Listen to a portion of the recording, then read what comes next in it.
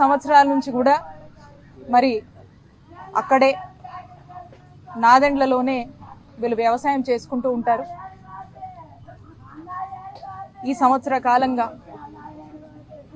మిర్చికి కానీ వాళ్ళు పండించినటువంటి పత్తికి కానీ ఎక్కడా కూడా పొగాకు కానీ వాళ్లకు గిట్టుబాటు ధర లేక ఆ పంట పండించినటువంటి భారం వారి మీద పడి అప్పులు ఇబ్బందులై తట్టుకోలేక భరించలేక ఈ ఆత్మహత్య చేసుకోవడం జరిగింది.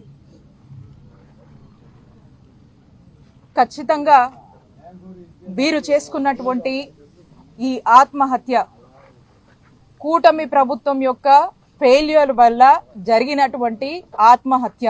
ఇది ఖచ్చితంగా ప్రభుత్వ హత్య అని మనకు స్పష్టంగా అర్థమవుతా ఉంది. ఎందుకంటున్నానంటే ఈ సంవత్సర కాలంగా మనం చూస్తూ ఉన్నాము, రైతులు రోడెక్కుతున్నారు, రైతులు కన్నీళ్లు గాస్తున్నారు, రైతులకు గిట్టుబాటు ధర లేక అప్పులైపోయి కుటుంబాన్ని నడపలేక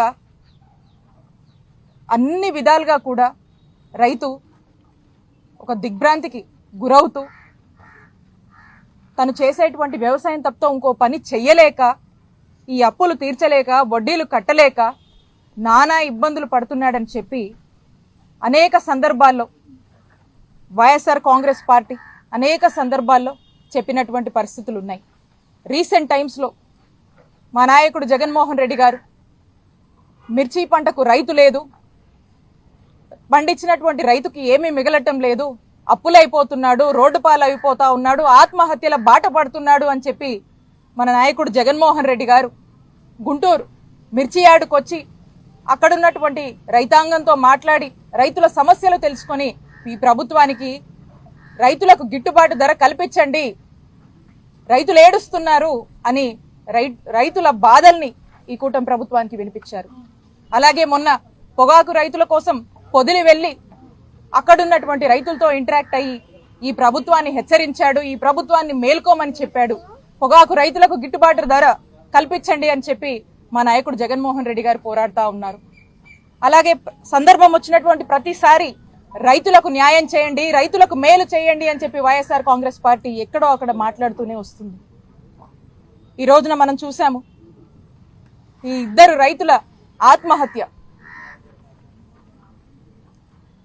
ఆ రైతుకు తన మనసుకు ఎంత కష్టం కలిగింది, అప్పులోళ్ళ ఇంటి మీద పడి వేధిస్తూ అనేక మాటలు అంటూ తనకు ప్రభుత్వమే ఒక గిట్టుబాటు ధర కల్పించుంటే ఈ పరిస్థితి వచ్చుండేదా అని నేను ప్రశ్నిస్తా ఉన్నాను. ఈ కూటమి ప్రభుత్వం మేల్కొని రైతులకు ఏం చేయాలి, ఏదన్నా దేనికన్నా అసలు వీటి ధరలేంటి, రైతులు నష్టపోతున్నారు, దీనికి ఏం చేయాలి, ఏ పంటకైనా కూడా ఒక గిట్టుబాటు ధర కల్పించారా మీరు అని ఈ కూటమి ప్రభుత్వాన్ని నేను ప్రశ్నిస్తున్నాను. ఏ పంటకు మీరు న్యాయం చేస్తున్నారు, ఏ రైతుకు మీరు న్యాయం చేస్తున్నారని కూటమి ప్రభుత్వాన్ని ప్రశ్నిస్తా ఉన్నాం. గతంలో చూసినట్టయితే జగన్మోహన్ రెడ్డి గారి నాయకత్వంలో మా జగనన్న ప్రభుత్వంలో రైతులు ఆత్మహత్యలు చేసుకోవద్దని, రైతన్నలు ఇలాంటి కన్నీటి గాథల నుంచి బయటికి రావాలి, వలసపోయినటువంటి రైతులు కూడా ఆంధ్రప్రదేశ్ రాష్ట్రానికి తిరిగి వచ్చి వ్యవసాయం చక్కగా నవ్వుతూ సంతోషంగా చేసుకునేందుకు అన్ని విసురుబాటు కల్పించారు. అన్ని రకాలుగా మీరు అన్నట్టుగానే చక్కటి రేటు వాళ్ళు పండించినటువంటి పంటకు రైతన్నకు జగనన్న ప్రభుత్వంలో కల్పించారని ఎదుగుండి ఇక్కడ ఉన్నటువంటి ఒక రైతు తనే మాట్లాడి చెప్తా ఉన్నాడు. రైతన్నల కోసం రైతు భరోసాను అందించాము, పంటల పెట్టుబడి కోసం రైతు భరోసా కేంద్రాలు తీసుకొచ్చాము. ఆ రైతు భరోసా కేంద్రాలు కూడా అదే గ్రామంలో విత్తనం సేకరించే దగ్గర నుంచి తిరిగి మళ్ళా అదే రైతు పండించినటువంటి పంట మద్దతు ధరకు ప్రభుత్వానికి అమ్ముకునేలాగా విసురుబాటు కల్పించాం. ధరల స్థిరీకరణ నిధిని తీసుకొచ్చాము, ఇన్పుట్ సబ్సిడీలు రైతులకు అందించాము, గిట్టుబాటు ధర ఎప్పటికప్పుడు కూడా రైతుకు గిట్టుబాటు రైతు సంతోషంగా ఉండేలాగా ధరలు పెంచి రైతును సంతోషంగా చూసుకున్నటువంటి ప్రభుత్వం జగనన్న ప్రభుత్వం. రైతే రాజని వైఎస్ఆర్ గారు ఏనాడైతే భావించారు అదే బాటలో జగన్మోహన్ రెడ్డి గారు ఈ రాష్ట్రంలో ఉన్నటువంటి రైతుల్ని తన హయాంలో సంతోషంగా చూసుకున్నారని రైతులే చెప్తా ఉన్నారు. అలాంటి పరిస్థితి నుంచి ఈ రోజున మనం చూస్తా ఉన్నాము. నేను ఈ కూటమి ప్రభుత్వాన్ని ప్రశ్నిస్తున్నాను. ఈ రైతుల బాధలు, ఈ ఆత్మహత్యలు మీకు కనపడటం లేదా? ఈ గోడు మీకు వినపడటం లేదా? ఈ కుటుంబాన్ని ఎవరు ఆదుకుంటారు? ఈ రోజున ఈ కుటుంబం రోడ్డెక్కింది. ఏం సమాధానం చెప్తారు? ఈ ప్రభుత్వాన్ని నేను ప్రశ్నిస్తా ఉన్నా. ఇన్ని గంటలైంది, పొద్దున జరిగింది. కనీసం ఇప్పటి వరకు కూడా ఇద్దరు రైతులు నాదెండ్ల మండలం చిలుకూరుపేట నియోజకవర్గానికి సంబంధించి వాళ్ళు ఆత్మహత్య చేసుకుని చనిపోతే ఇప్పటికీ కూడా కనీస స్పందన లేదు, కనీసం పట్టించుకున్న వాళ్ళు లేదు, ఎక్కడా కూడా ఊసేలేదు, ఎక్కడా కూడా దీని గురించి ప్రస్తావనే లేదు. అంటే ఒక్కసారి ఆలోచన చేయండి. ఎవరో ఎక్కడో రైతు కదా, ఎక్కడో రైతు ఆత్మహత్య చేసుకున్నాడు కదా, పోయింది ఆ రైతు, ఎవరో రైతు ప్రాణం కదా, మాకేంటి అని పట్టినట్టుగా వ్యవహరిస్తుంది ఈ కూటమి ప్రభుత్వం. నేను ఈ కూటమి ప్రభుత్వాన్ని నేను ప్రశ్నిస్తున్నాను. ఈ కుటుంబానికి మీరు ఏం న్యాయం చేస్తారు? ఈ కుటుంబాన్ని ఎవరు ఆదుకుంటారు? ఈ కుటుంబం పరిస్థితి ఏంటి ఈ రోజు అని మీరు స్పష్టం చేయాల్సినటువంటి అవసరం ఉంది. కూటమి ప్రభుత్వం దీనికి సమాధానం చెప్పాల్సినటువంటి బాధ్యత అవసరం ఉందని చెప్పి నేను హెచ్చరిస్తున్నాను. ఇదే కాదు, రాష్ట్రంలో ఇలాంటి ఆత్మహత్యలు కంట్రోల్ అవ్వాలన్నా, తగ్గాలన్నా మీరు చెప్పినటువంటి హామీలు, మీరు ఇచ్చినటువంటి మాట మీద నిలబడమని మేము కోరుతున్నాం. ఇవన్నీ ఇంకా కంట్రోల్ అవ్వాలి. ఇంకా రైతన్నలు ఆత్మహత్య బాట పట్టకుండా ఉండాలంటే ఇప్పుడైనా రైతులకు గిట్టుబాటు ధర కల్పించి వాళ్ళ కష్టాల్లో ప్రభుత్వం తోడుగా ఉండి వాళ్ళని ఆ బాట పట్టనీయకుండా రైతన్నలకు భరోసా ఇచ్చేలాగా అడుగులు వేయమని కూటమి ప్రభుత్వాన్ని మేము ప్రశ్నిస్తున్నాం, హెచ్చరిస్తున్నాం.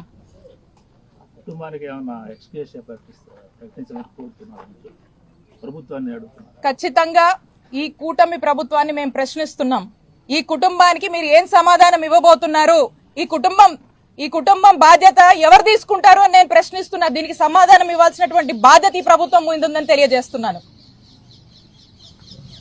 ఇదే కాదు, ఒక రైతన్నలే కాదు, అన్ని రంగాల వాళ్ళని, అన్ని వర్గాల వాళ్ళని మోసం చేస్తుంది ఈ కూటమి ప్రభుత్వం. ఈ ఏడాదిగా ఇదే అవుతా ఉంది. ఒకవైపు రాష్ట్రంలో చూస్తుంటే మహిళలు, ఈరోజే చూసాము, బాధాకరం, కుప్పంలో స్వయాన చంద్రబాబు నాయుడు గారి నియోజకవర్గం అయినటువంటి కుప్పంలో ఒక ఆడ మనిషి తనకు తిరిగి కట్టాల్సినటువంటి అప్పు ఆలోచన చేయండి.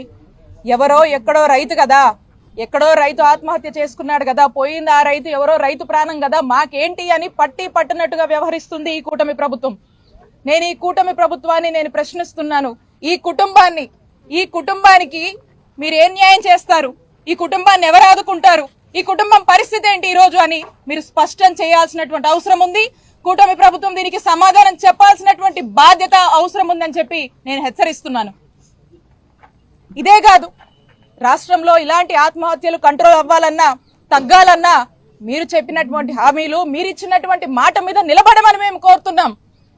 ఇవన్నీ ఇంకా కంట్రోల్ అవ్వాలి. ఇంకా రైతన్నలు ఆత్మహత్య బాట పట్టకుండా ఉండాలంటే ఇప్పుడైనా రైతులకు గిట్టుబాటు ధర కల్పించి వాళ్ళ కష్టాల్లో ప్రభుత్వం తోడుగా ఉండి వాళ్ళని ఆ బాట పట్టనీయకుండా రైతన్నలకు భరోసా ఇచ్చేలాగా అడుగులు వేయమని కూటమి ప్రభుత్వాన్ని మేము ప్రశ్నిస్తున్నాం, హెచ్చరిస్తున్నాం.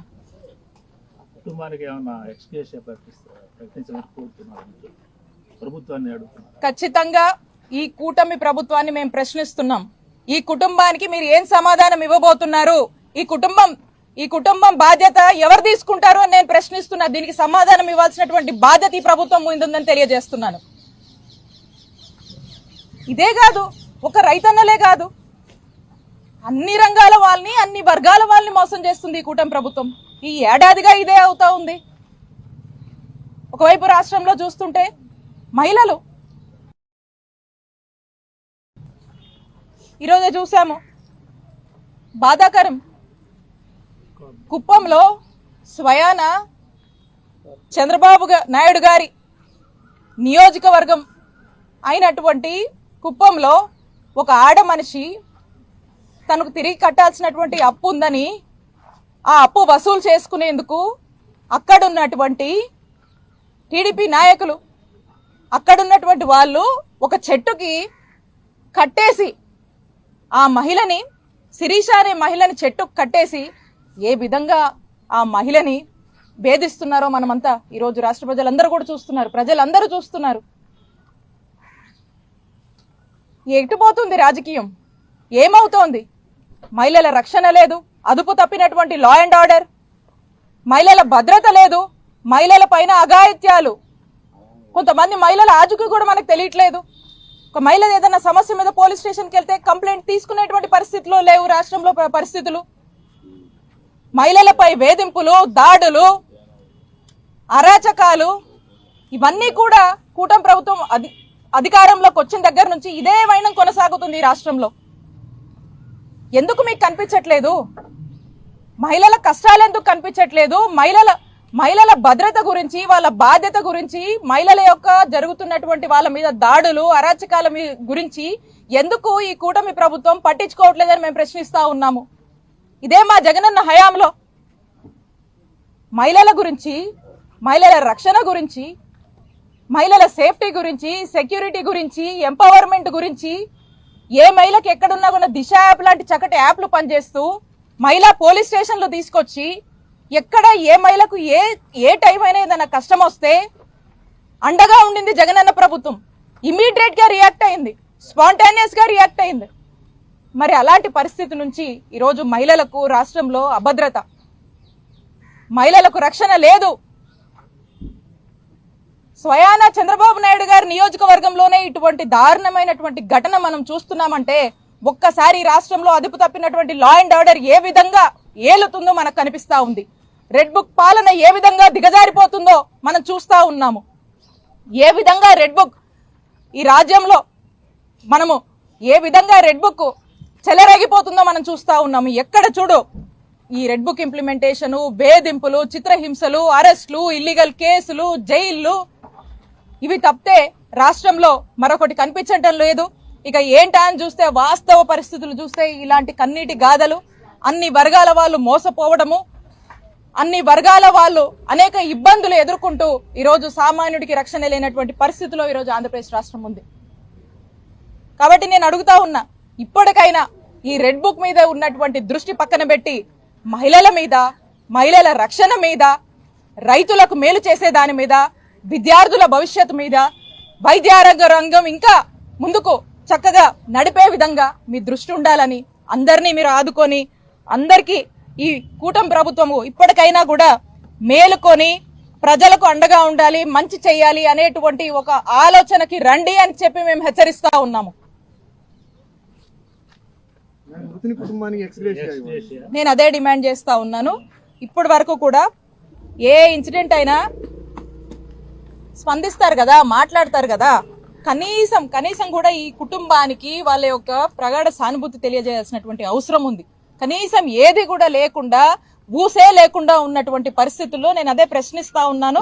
ఖచ్చితంగా ఈ కుటుంబానికి మీరు ఏం సమాధానం ఇస్తారో చెప్పాలి అని చెప్పి ఈ కుటుంబ ప్రభుత్వాన్ని నేను ప్రశ్నిస్తున్నాను.